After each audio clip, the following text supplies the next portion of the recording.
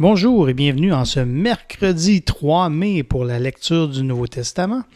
Aujourd'hui, on va faire les jours 234, 235 et 236. On commence le jour 234, on doit lire 1 Corinthiens 12.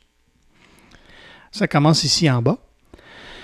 Pour ce qui concerne les dons spirituels, je ne veux pas, frères, que vous soyez dans l'ignorance. Vous savez que, lorsque vous étiez païens, vous vous laissiez entraîner vers les idoles muettes selon que vous étiez conduits. C'est pourquoi je vous déclare que nul, s'il parle par l'Esprit de Dieu, ne dit « Jésus est anathème » et que nul ne peut dire « Jésus est le Seigneur » si ce n'est par le Saint-Esprit. Il y a diversité de dons, mais le même Esprit, diversité de ministères, mais le même Seigneur, diversité d'opérations, mais le même Dieu qui opère tout en tous. Or, à chacun la manifestation de l'Esprit est donnée pour l'utilité commune.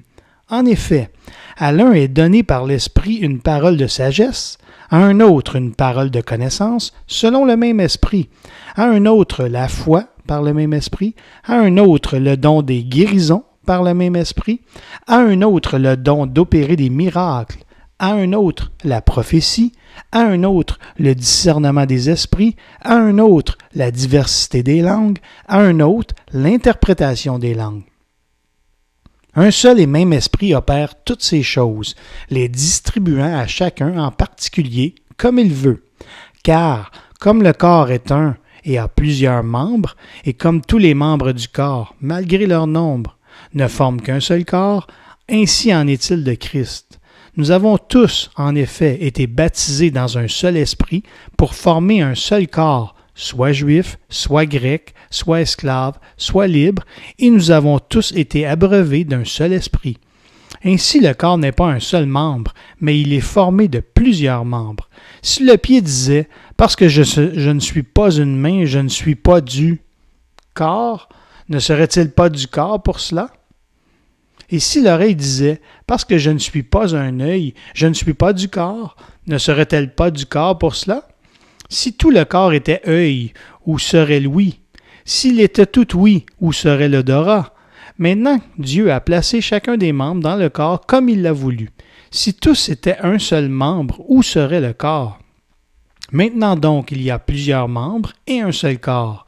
L'œil ne peut pas dire à la main « Je n'ai pas besoin de toi », ni la tête dire aux pieds « Je n'ai pas besoin de vous ».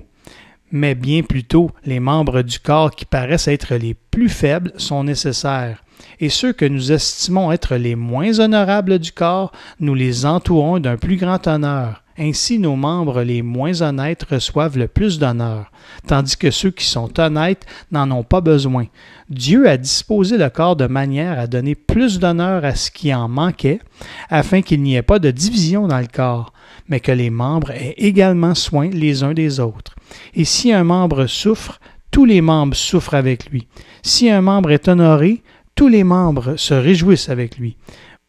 Vous êtes le corps de Christ et vous êtes ses membres, chacun pour sa part.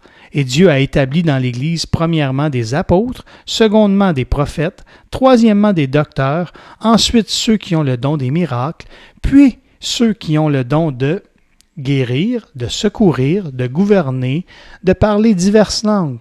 Tous sont-ils apôtres? Tous sont-ils prophètes? Tous sont-ils docteurs? Tous ont-ils le don des miracles? Tous ont-ils le don de guérison? Tous parlent-ils en langue? Tous interprètent-ils? Aspirez aux dons les meilleurs, et je vais encore vous montrer une voie par excellence.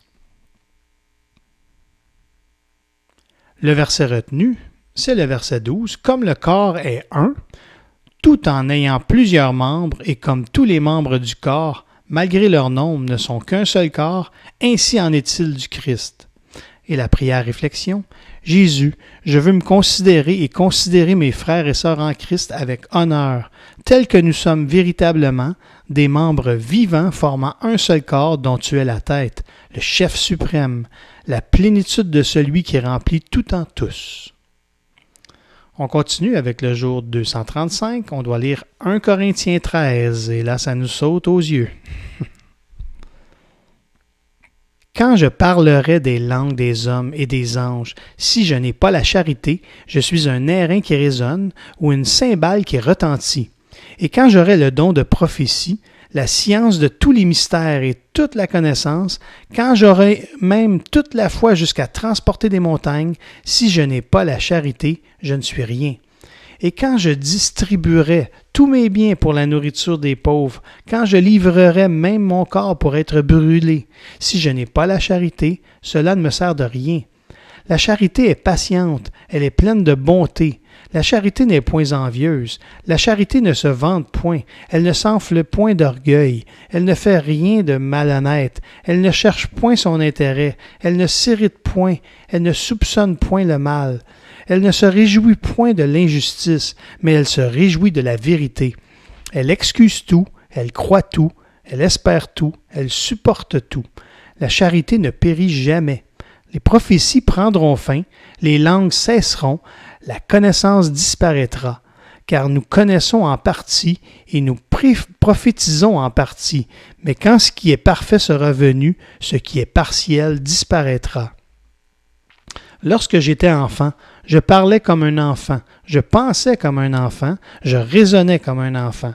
Lorsque je suis devenu homme, j'ai fait disparaître ce qui était de l'enfant. Aujourd'hui, nous voyons au moyen d'un miroir, d'une manière obscure, mais alors nous verrons face à face. Aujourd'hui, je connais en partie, mais alors je connaîtrai comme j'ai été connu. Maintenant, donc, ces trois choses demeurent, la foi, l'espérance, la charité. Mais la plus grande de ces choses, c'est la charité. Et le verset retenu, c'est le verset 2, en partie.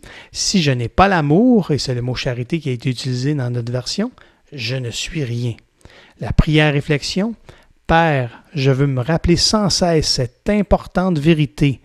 Sans un amour pour toi qui se traduit en amour concret pour les hommes, je ne suis rien. Je veux grandir dans cet amour, sans parti pris ni égoïsme, un amour qui évite ce qui peut nuire aux autres, un amour qui supporte tout, espère tout, un amour toujours bienveillant et bienfaisant envers tous. On doit consulter le tableau de la page 188, je vais l'afficher. Donc, c'est « j'aime ». Ce que ça veut dire, donc vous pourrez consulter le tableau, ça complète pas mal ce qu'on a lu dans 1 Corinthiens 13 aujourd'hui. On continue avec le jour 236. On doit lire 1 Corinthiens 14, 1 à 25. On commence ici. 1 à 25. Recherchez la charité. Aspirez aussi au don spirituel, mais surtout à celui de prophétie. En effet, celui qui parle en langue ne parle pas aux hommes, mais à Dieu, car personne ne le comprend, et c'est en esprit qu'il dit des mystères. Celui qui prophétise, au contraire, parle aux hommes, les édifie, les exhorte, les console. Celui qui parle en langue s'édifie lui-même. Celui qui prophétise édifie l'Église. Je désire que vous parliez tous en langue, mais encore plus que vous prophétisiez. Celui qui prophétise est plus grand que celui qui parle en langue, à moins que ce dernier n'interprète, pour que l'Église en reçoive de l'édification. Et maintenant, frères, de quelle utilité vous serais-je si je venais à vous en parlant en langue et si je ne vous parlais pas par révélation ou par connaissance ou par prophétie ou par doctrine? Si les objets inanimés qui rendent un son, comme une flûte ou une harpe, ne rendent pas des sons distincts, comment reconnaîtra-t-on ce qui est joué sur la flûte ou sur la harpe? Et si la trompette rend un son confus, qui se préparera au combat? De même, vous, si par la langue vous ne donnez pas une parole distincte, comment saura-t-on ce que vous dites, car vous parlerez en l'air? Quelque nombreuses que puissent être dans le monde les diverses langues, il n'en est aucune qui ne soit une langue intelligible. Si donc je ne connais pas le sens de la langue, je serai un barbare pour celui qui parle, et celui qui parle sera un barbare pour moi. De même, vous, puisque vous aspirez aux dons spirituels, que ce soit pour l'édification de l'Église, que vous cherchiez à en posséder abondamment. C'est pourquoi que celui qui parle en langue prie pour avoir le don d'interpréter. Car si je prie en langue, mon esprit est en prière, mais mon intelligence demeure stérile. Que faire donc? Je prierai par l'esprit, mais je prierai aussi avec l'intelligence. Je chanterai par l'esprit, mais je chanterai aussi avec l'intelligence. Autrement, si tu rends grâce par l'esprit, Comment celui qui est dans les rangs de l'homme du peuple répondra-t-il Amen à ton action de grâce, puisqu'il ne sait pas ce que tu dis?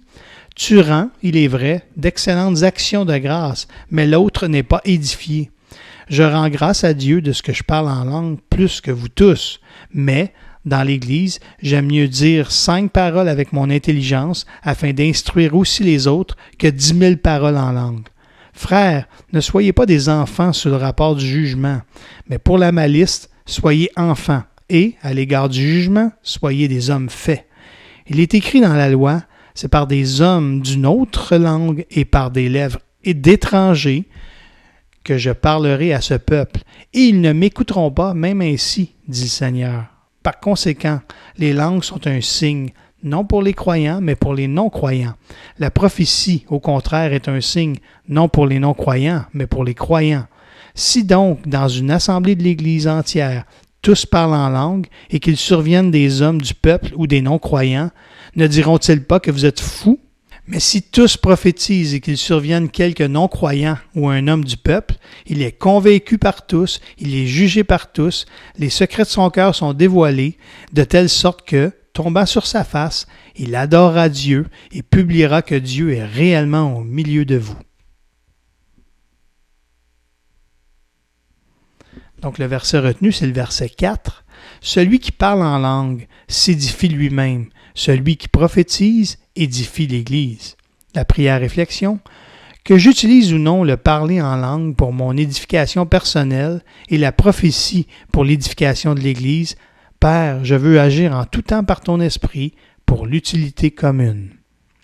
On fait un lien ici avec le tableau de la page 139. Donc, l'Église est appelée. Et là, vous avez différentes manifestations que vous pourrez lire et c'est en complément de notre lecture d'aujourd'hui.